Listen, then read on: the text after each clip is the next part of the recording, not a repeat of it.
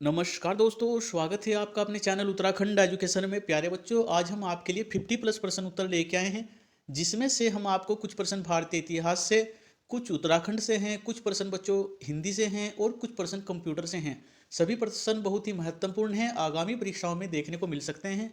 इसलिए वीडियो को स्किप बिल्कुल ना करें, वीडियो में आखिर तक बने रहें। और वीडियो को स्टार्ट करते हैं। आज का हमारा पहला प्रश्न है, कंडवा नामक आभूषण किस अंग में पहना जाता है? तो आप सभी को पता होना चाहिए कि जो कंडवा नामक आभूषण है यह पैर में पहना जाता है। कई बार की परीक्षाओं में आया हुआ प्रश्न है। और बच्चों, आभूषणों से भी कई प्रश्न परीक्षाओं में बार बार देखने को मिलते हैं। आभूषणों पर अपनी अच्छी पकड़ रखें, ठीक है। और बच्चों, हम भी आपके लिए आभूषणों पर एक वीडियो लेके जरूर आएंगे, ठीक है। अगला प्रश्न है, वीर चंद्र सिंह गढ़वाली ने पेशावर में अपने किस कप्तान का आदेश मानने से इनकार कर दिया था? तो इन्होंने किया था कैप्टन रेकेट। कैप्टन रिकेट के आदेश मानने से इनकार कर दिया था, ठीक है।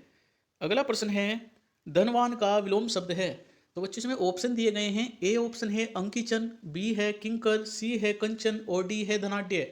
तो प्यारे साथियों, धनवान का विलोम शब्द होगा अंकिंचन। ऑप्शन ए इसका राइट आंसर है, ठीक है। अगले प्रश्न के बारे में बात करते हैं। पर्यावरणविद सुंदरलाल बहुगुणा ने प्रथम बार कब टिहरी बांध के विरोध में उपवास किया था? तो बच्चों इसका आंसर है 25 सितंबर सन 1989 में, ठीक है। अगला प्रश्न है, कुटज के रचयिता कौन है? तो इसका राइट आंसर है हजारी प्रसाद द्विवेदी जी। यह कुटज के रचयिता हैं। अगले प्रश्न के बारे में बात करें तो भारत में तंबाकू का सर्वाधिक उत्पादन करने वाला राज्य है? तो यह है आंध्र प्रदेश। आंध्र प्रदेश राज्य जो है बच्चों भारत में सर्वाधिक तंबाकू उत्पादन करता है, ठीक है। अगला प्रश्न है, च छ का उच्चारण स्थान है? बच्चों उच्चारण स्थान के बारे में पूछ रहा है। जो च छ है इनका उच्चारण स्थान, तो इसका राइट आंसर होगा तालव्य। तालव्य से ही च छ का उच्चारण स्थान है, ठीक है बच्चों।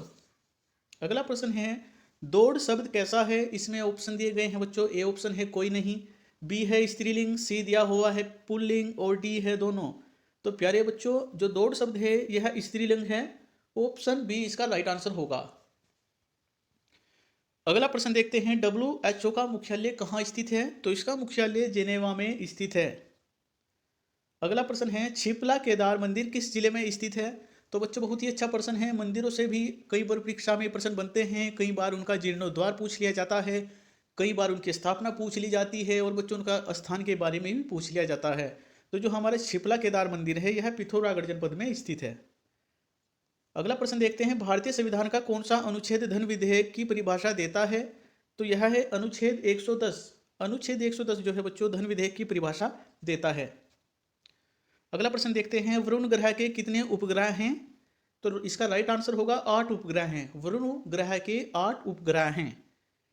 अगला प्रश्न है, बुध के जीवन की घटना को महाभिनिष्क्रमण के रूप में जाना जाता है? तो बच्चों यह है ग्रह त्याग।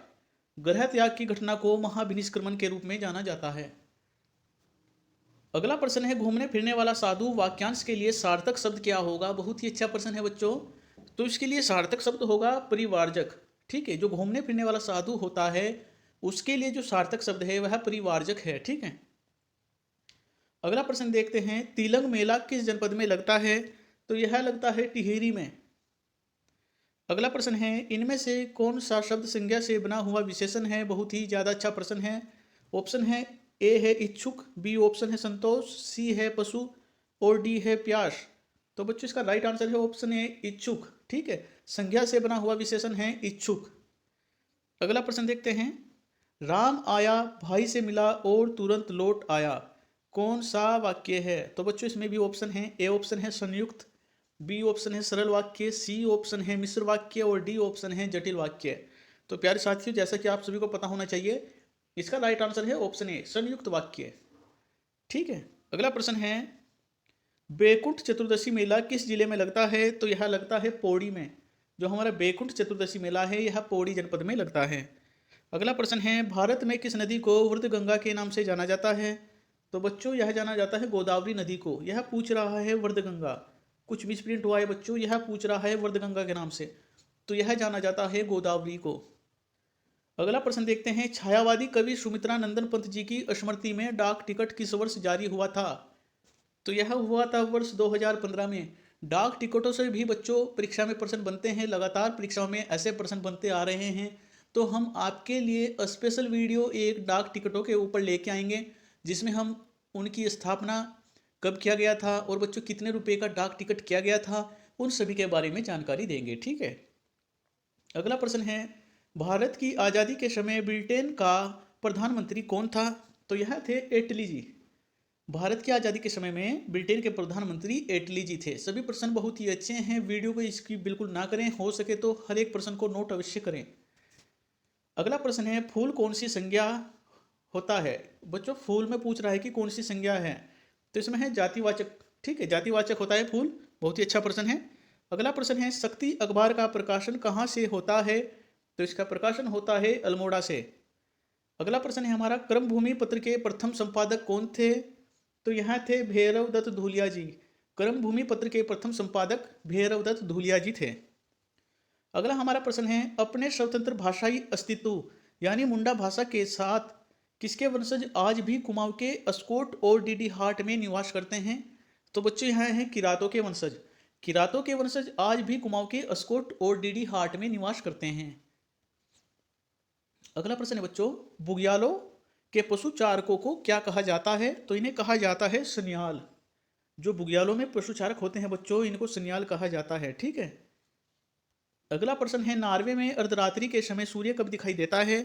तो यह दिखाई देता है 21 जून में। अगला प्रश्न है, सुदर्शन ग्रंथ के लेखक कौन हैं?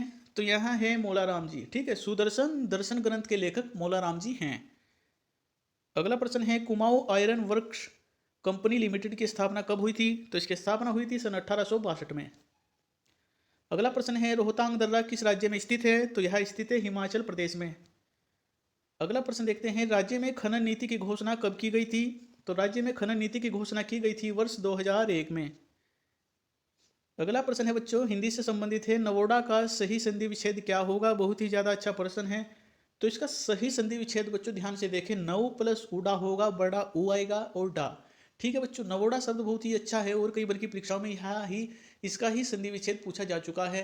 तो बच्चों इसका सही संधि विच्छेद नव प्लस उड़ा होगा। ठीक है। अगला प्रश्न है, अब युदे शब्द में कौन सी संधि है? तो इसमें है यन संधि। अगला प्रश्न है, उत्तराखंड हिमालय में गंधमादन पर्वत को किस नाम से जाना जाता है? तो इसे जाना जाता है चौखंबा। चौखंबा पर्वत के नाम से जाना जाता है। अगला प्रश्न है, बंगाल का विभाजन कब हुआ था? तो इसका विभाजन हुआ था 15 अक्टूबर सन 1905 में। सभी प्रश्न बहुत ही ज्यादा अच्छे हैं, आपको आगामी परीक्षाओं में इससे बहुत ही ज्यादा फायदा होने वाला है।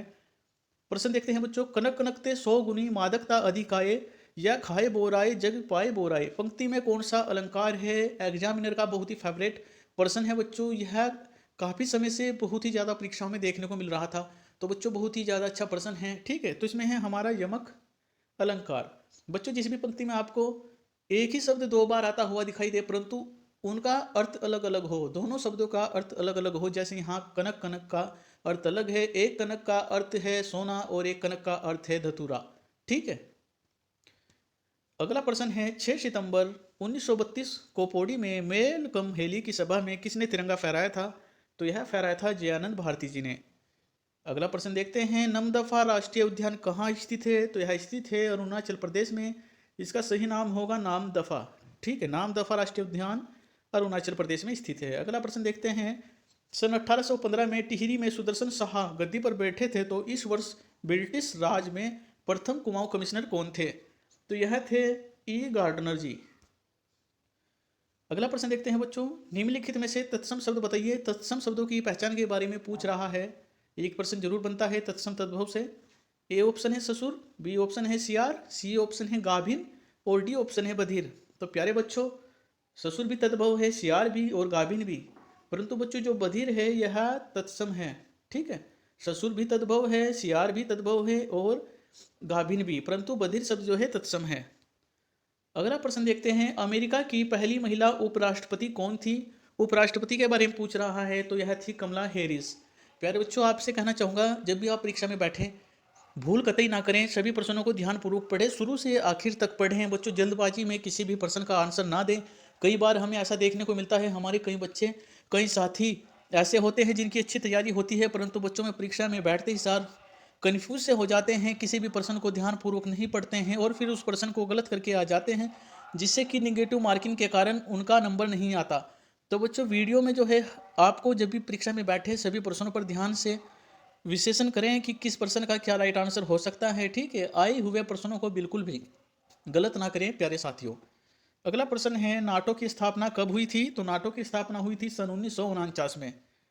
अगला हमारा प्रश्न है, संविधान में विधि के समक्ष समानता कहाँ से लिया गया है? तो यह लिया गया है इंग्लैंड से। विधि के समक्ष समानता जो है इंग्लैंड से लिया गया है। अगला प्रश्न है, डुंडा व मोरी तहसील किस जनपद में स्थित है? तो यह तहसील जो है उत्तरकाशी जनपद में स्थित है।